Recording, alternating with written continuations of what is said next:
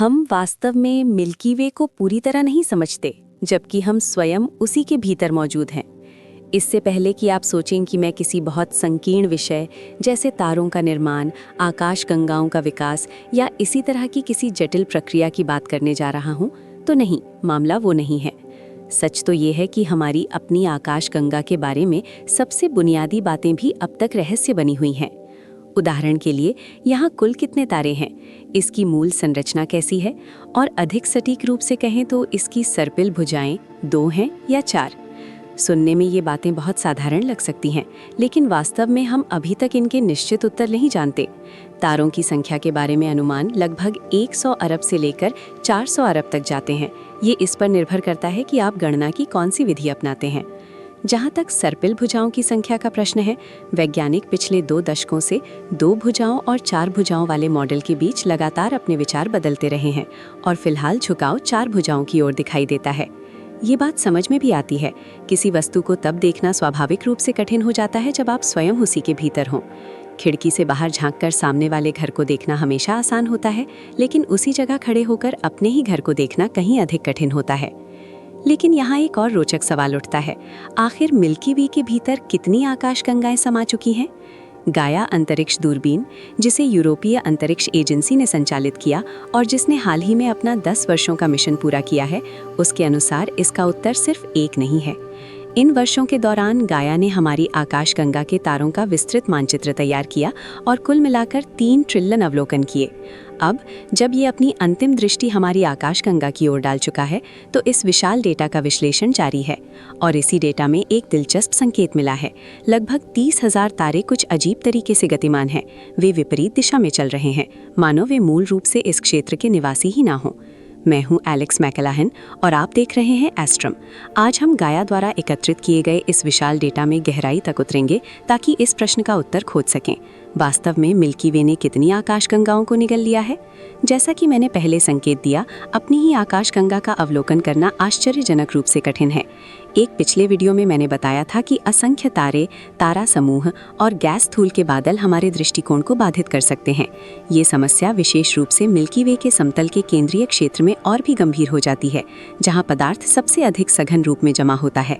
यही वो क्षेत्र है जिसे खगोलविद जोन ऑफ अवॉइडेंस कहते हैं।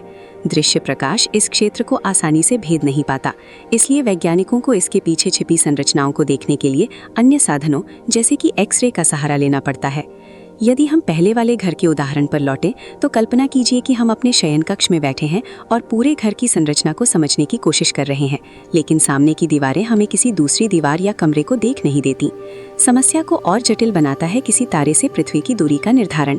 यदि आप मिल्की वे का एक सटीक 3 आयामी मानचित्र बनाना चाहते हैं, तो आपको ये जानना होगा कि जो तारे आप देख रहे हैं वे पास के छोटे और मंद तारे हैं या फिर बहुत दूर स्थित बड़े और अत्यंत चमकीले तारे, जो केवल दूरी के कारण हमें छोटे और धुंधले दिखाई देते हैं। दुर्भाग्य से सभी तारे इस काम में सहयोग नहीं करते। कुछ प्रकार के तारे जैसे सीफीर परिवर्ती तारे अपनी चमक में इतने नियमित होते हैं कि यदि उनके बारे में कुछ मापदंड ज्ञात हों तो उनकी दूरी का अनुमान लगाया जा सकता है, लेकिन सभी तारे इतने सरल नहीं होते। तो फिर उन तारों की दूरी कैसे मापी जाए जो स्थिर नहीं है? इसका उत्तर है पैरालैक्स, और यही वो विधि है जिसका उपयोग गाया अंतरिक्ष दूरबीन ने पिछले 10 वर्षों में हमारी आकाशगंगा का मानचित्र बनाने के लिए किया। पैरालैक्स का सिद्धांत ये बताता है कि देखने के कोण के अनुसार कोई वस्तु अलग अलग स्थानों पर दिखाई देती है। आप अभी स्वयं इसका अनुभव कर सकते हैं। अपने सामने एक उंगली उठाइए, एक आंख बंद कीजिए, फिर दूसरी आंख बंद कीजिए और दोनों आंखों के बीच तेजी से झपकाइए। क्या आपको लगता है कि आपकी उंगली पीछे के दृश्य की तुलना में इधर उधर कूद रही है? वस्तु जितनी निकट होती है, पैरालैक्स का प्रभाव उतना ही स्पष्ट दिखाई देता है। इसके बाद दूरी निकालने के लिए केवल साधारण त्रिकोणमितीय गणनाएं करनी होती हैं। हालांकि ये प्रभाव आपकी उंगली के साथ बहुत स्पष्ट दिखाई देता है, लेकिन यदि आप खेत के दूसरी ओर खड़े किसी पेड़ को देखें तो पैरालैक्स का प्रभाव बहुत कम दिखाई देगा, क्योंकि वो आपसे काफी दूर है।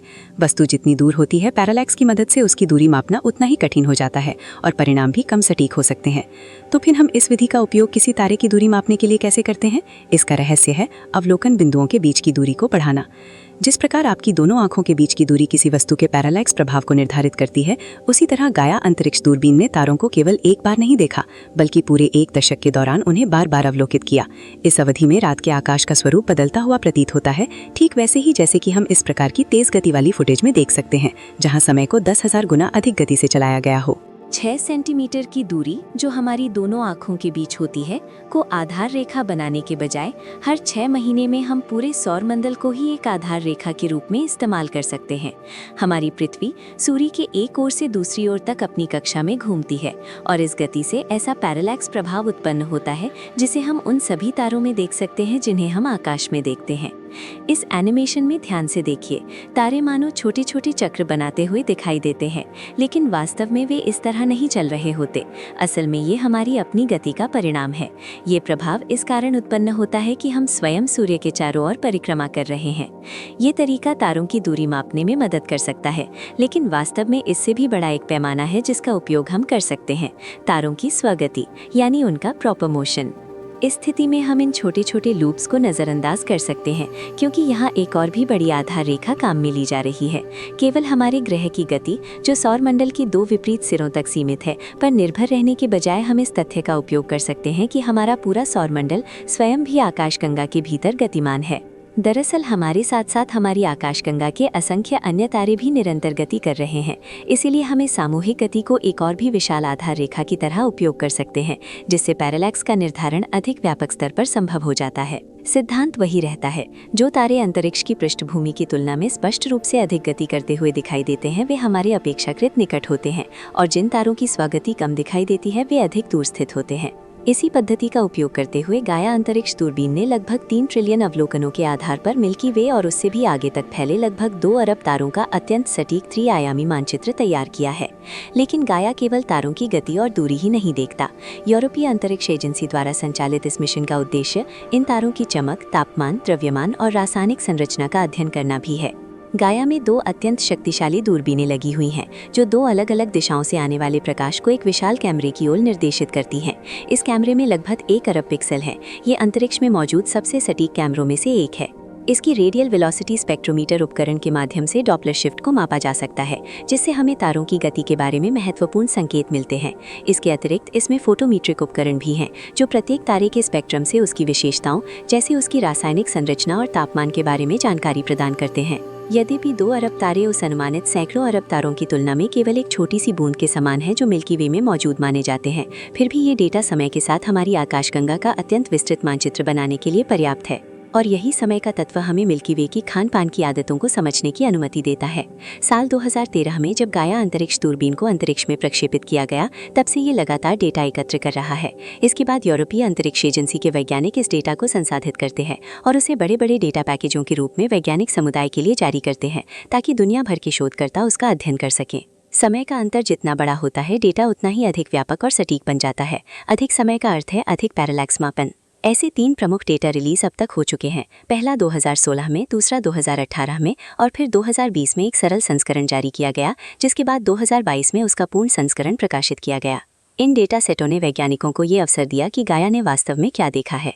धीरे धीरे जमा होता हुआ ये डेटा हमें एक अत्यंत विस्तृत चित्र प्रदान करता है कि मिल्की वे वास्तव में कैसी दिखती है। और जब हम समय के साथ अपनी आकाशगंगा के भीतर तारों की स्थिति और गति को देखते हैं, तब पूरी आकाशगंगा तंत्र का मॉडल बनाना और यहाँ तक कि समय को पीछे घुमाकर उसका इतिहास समझना भी संभव हो जाता है। जरा इसे देखिए। हम अपनी आकाशगंगा की सीधी तस्वीर नहीं ले सकते, क्योंकि कोई भी अंतरिक्षयान इतना दूर तक उड़कर कैमरा लेकर वहां तक नहीं पहुंचा है। लेकिन यहाँ जो आप देख रहे हैं वो गाया अंतरिक्ष दूरबीन के डेटा से निर्मित एक सिमुलेशन है, जो इसकी आकृति को अभूतपूर्व सटीकता के साथ दर्शाता है। इसके किनारों पर दिखाई देने वाली अनियमित और खुरदरी संरचना पर ध्यान दें। ये संकेत वैज्ञानिकों को बताता है कि अतीत में मिल्की वे की किसी अन्य आकाशगंगा से टक्कर हुई थी। दूसरे डेटा रिलीज का उपयोग करते हुए नीदरलैंड के शोधकर्ताओं ने लगभग 70 लाख तारों का विश्लेषण किया और पाया कि उनमें से लगभग 30,000 तारे असामान्य तरीके से गतिमान हैं। जहां अधिकांश तारे, जिनमें हमारा सूर्य भी शामिल है, आकाशगंगा के चारों ओर एक ही दिशा में परिक्रमा करते हैं, वहीं ये अजीब समूह विपरीत दिशा में चल रहा है। इन तारों का रंग और चमक भी असामान्य रूप से अलग है, जिससे संकेत मिलता है कि इस समूह के साथ कुछ विशेष घटित हुआ है। शोधकर्ताओं ने कई मॉडल चलाए और पाया कि एक ऐसा मॉडल जो उनके अवलोकनों से सबसे अधिक मेल खाता है, वो ये दर्शाता है कि अतीत में किसी दूसरी आकाशगंगा की हमारी आकाशगंगा से टक्कर हुई थी। संभवतः ये टक्कर लगभग 8 से 11 अरब वर्ष पहले हुई थी और इसमें एक छोटी बौनी आकाशगंगा शामिल थी, जिसे शोधकर्ता गाया एन्सेलाडस कहते हैं। कभी कभी इसे मजाक में गाया एन्सेलाडस सॉसेज भी कहा जाता है। यहाँ लाल रंग से चिन्हित इसके तारों को देखिए। काफी लंबे समय तक उन्होंने अपनी एक विशिष्ट संरचना बनाए रखी और अंततः धीरे धीरे फैलकर पूरी मिल्की वे में फैल गए। संभव है कि यही विलय हमारी आकाशगंगा को उसकी कुछ अनोखी विशेषताएं प्रदान करने में महत्वपूर्ण रहा हो, जैसे कि इसका केंद्रीय बार संरचना। ये विशेषता केवल लगभग 2/3 सर्पिल आकाशगंगाओं में ही पाई जाती है। हालांकि मिल्की वे ने केवल एक ही सॉसेज जैसा मध्यरात्रि भोज नहीं किया है। एक और बौनी आकाशगंगा, जिसे ARP-102b कहा जाता है, के बारे में भी पता चला है कि वो हमारी आकाशगंगा के साथ विलय कर चुकी है और संभव है कि वो कभी गैया एनसेलाडस की जोड़ीदार रही हो। इसके बाद एक अन्य अध्ययन में कई और बौनी आकाशगंगाओं के अवशेष भी खोजे गए और वास्तव में उनकी संख्या 1 से कहीं अधिक थी। इस शोध के अनुसार हमारी मिल्की वे अब तक संभवतः 6 अन्य आकाशगंगाओं को निगल चुकी है और इन खुलासों का सिलसिला यहीं समाप्त नहीं होता। पास स्थित धनु बौनी गोलाकार आकाशगंगा ने पिछले 4 से 5 अरब वर्षों में हमारी आकाशगंगा से 3 बार टक्कर ली है और अनुमान है कि भविष्य में ये फिर ऐसा करेगी। कुछ वैज्ञानिकों का मानना है कि यही टक्कर उस प्रक्रिया की चिंगारी बन सकती है जिसने हमारे सूर्य के जन्म को प्रेरित किया, जो लगभग उसी समय अस्तित्व में आया था। अंततः संभव है कि धनु बौनी गोलाकार आकाशगंगा 7वीं आकाशगंगा बन जाए, जिसे मिल्की वे अपने भीतर समाहित कर ले, जहां उसके तारे धीरे धीरे टूटकर हमारी आकाशगंगा में फैल जाएंगे। ये खोजें उन अनेक अद्भुत परिणामों में से केवल कुछ हैं जो गैया अंतरिक्ष दूरबीन के डेटा से सामने आई हैं। यही कारण है कि इसका मिशन समाप्त होना थोड़ा दुखद लगता है। गैया ने अंतरिक्ष में अपनी स्थिति लाग्रांज बिंदु L2 पर बने रहने के लिए अत्यंत सावधानी से गणना किए गए ठंडे गैस प्रणोदक का उपयोग किया, जिसकी खपत लगभग प्रतिदिन कुछ दर्जन ग्राम थी, लेकिन अंततः वो गैस समाप्त हो गई। 15 जनवरी को गैया ने अपना अंतिम अवलोकन किया और फिर कुछ अंतिम समायोजन प्रक्रियाएं शुरू की, जिसके बाद 27 मार्च 2025 को इसे औपचारिक रूप से निष्क्रिय कर दिया गया। फिर भी इसकी कहानी अभी समाप्त नहीं हुई है। अभी भी 2 बड़े डेटा पैकेट जारी होने बाकी हैं। इन 2 में से पहला, चौथा डेटा रिलीज लगभग 500 टेराबाइट जानकारी समेटे होगा और 2026 में जारी किया जाएगा। इसमें गैया मिशन के शुरुआती 5.5 वर्षों के अवलोकन शामिल होंगे, लेकिन असाधारण स्तर की विस्तार सूचना के साथ। तारों की सूक्ष्म डगमगाती गतियों के अत्यंत सटीक मापन संभावित बहिर्ग्रह के स्थानों को भी उजागर कर सकते हैं और ये अब तक का सबसे बड़ा द्वितारा सूची कैटलॉग भी तैयार करेगा। ये समझना भी महत्वपूर्ण है कि आकाश से मिलने वाली खोजें केवल अतीत या वर्तमान की आकाशगंगीय टक्करों तक सीमित नहीं हैं। डेटा को तेजी से आगे बढ़ाकर हम अपने लोकल तारों की गति को लाखों वर्षों भविष्य तक मॉडल कर सकते हैं, जिससे हमें ऐसे अद्भुत पैटर्न देखने को मिलते हैं। ध्यान दें कि शुरुआत में हमारे पास के तारे मिल्की वे में चारों ओर फैले हुए दिखाई देते हैं, लेकिन बाद में वे फिर से एकत्रित हो जाते हैं, एक ऐसी प्रक्रिया के कारण जिसे वैज्ञानिक घनत्व तरंग कहते हैं। इस प्रक्रिया को होते हुए देखना हमारी आकाशगंगा की सर्पिल भुजाओं के आकार को समझाने में मदद करता है। गैया के डेटा ने हमारे घर के कहीं अधिक निकट होने वाली घटनाओं के बारे में भी हमारी समझ को बेहतर बनाया है। इसने हमारे सौरमंडल में लगभग 1,50,000 से अधिक क्षुद्र ग्रह की स्थिति और उनकी गति की दिशा का खुलासा किया है। और समय के साथ इन गतियों का अध्ययन करके गैया ने ये भी दिखाया कि उनमें से 352 के पास संभवतः अपने स्वयं के छोटे चंद्रमा हो सकते हैं, जिसका संकेत इन क्षुद्र ग्रहों की कक्षा में होने वाले हल्के डगमगाहट से मिलता है। इससे ऐसे द्विक्षुद्र ग्रह प्रणालियों की संख्या लगभग दोगुनी हो गई है जिन्हें हम पहले जानते थे। गैया अंतरिक्ष दूरबीन को अक्सर एक खजाना कहा जाता है और इन डेटा रिलीज में छिपी जानकारी की विशालता को बढ़ा चढ़ाकर बताना लगभग असंभव है। गैया ने हमें पूरे ब्रह्मांड में फैले क्वासर का अब तक का सबसे बड़ा त्रिआयामी मानचित्र प्रदान किया है, जिसमें 13 लाख से अधिक क्वासर पहचाने गए हैं। इनमें सबसे प्राचीन क्वासर ब्रह्मांड की सीमा के पास पाए गए हैं, जिनकी रोशनी तब यात्रा पर निकली थी जब ब्रह्मांड लगभग 1.5 अरब वर्ष पुराना था। गैया ने मिल्की वे में पहले से अज्ञात एक ब्लैक होल भी खोजा है, जिसका द्रव्यमान हमारे सूर्य से 33 गुना अधिक है और जो हमसे केवल लगभग 2000 प्रकाश वर्ष दूर स्थित है। इस प्रकार का ब्लैक होल हमारी आकाशगंगा में पहले कभी नहीं देखा गया था। हमारे आसपास के अधिकांश ब्लैक होल का द्रव्यमान सूर्य के लगभग 10 गुना के आसपास होता है, इसलिए ये नई खोज वास्तव में असाधारण रूप से विशाल है। और भी अनेक खोजें अभी गैया के डेटा में छिपी हो सकती हैं। यही कारण है कि यूरोपीय अंतरिक्ष एजेंसी इसके उत्तराधिकारी मिशन की योजना पर विचार कर रही है, जिसका नाम है गायानेर। ये एक ऐसा अंतरिक्ष दूरबीन होगा जो गैया की तरह काम करेगा, लेकिन अवरक्त प्रकाश में कहीं अधिक गहराई तक देख सकेगा, जिससे गैस और धूल के वे बादल भी भेदे जा सकेंगे जिन्होंने गैया की दृष्टि को सीमित किया था। हालांकि इसके लिए बहुत जल्दी उत्साहित होने की आवश्यकता नहीं है। यदि ये परियोजना स्वीकृत होती है तो गायानेर को 2045 के आसपास प्रक्षेपित किया जा सकता है। इस समय अंतराल से वैज्ञानिकों को पैरालैक्स प्रभाव का और भी प्रभावी उपयोग करने का अवसर मिलेगा, क्योंकि तब तक गैया ने देखे गए तारे अपनी स्थिति से और आगे बढ़ चुके होंगे। जब ये मिशन सक्रिय होगा तब तक गैया का 5वां और अंतिम डेटा रिलीज की सामने आ चुका होगा, जिसके इस दशक के अंत तक प्रकाशित होने की उम्मीद है। ये अंतिम डेटा रिलीज वास्तव में विशाल होगा। इसमें गैया मिशन के पूरे 10.5 वर्षों के अवलोकन शामिल होंगे और वो भी कल्पना की जा सकने वाली सबसे अधिक विस्तार सूचना के साथ। ये सचमुच एक विशाल वैज्ञानिक खजाना होगा। जरा कल्पना कीजिए, इतने विशाल कच्चे डेटा को छानने पर कितनी नई खोजें सामने आ सकती हैं। कौन जानता है कि हम अपनी ही आकाशगंगा के बारे में और क्या क्या सीखेंगे। इसलिए भले ही गैया अंतरिक्ष दूरबीन का मिशन समाप्त होना थोड़ा दुखद लगता है, लेकिन इसके द्वारा संकलित डेटा का भंडार उतना ही रोमांचक भी है। मिल्की वे को समझना आश्चर्यजनक रूप से कठिन हो सकता है, लेकिन गैया का डेटा अब तक हमें ऐसा करने का सबसे अच्छा अवसर प्रदान करता है। वीडियो के अंत तक देखने के लिए धन्यवाद। यदि आपको ये सामग्री अच्छी और रोचक लगी हो तो कृपया हमें समर्थन देने के लिए एक लाइक जरूर करें और चैनल को सब्सक्राइब करना ना भूलें, ताकि हमें और भी प्रेरणा मिल सके और हम आपके लिए ऐसे ही और भी रोचक वीडियो बनाते रहें। आपका दिल से धन्यवाद।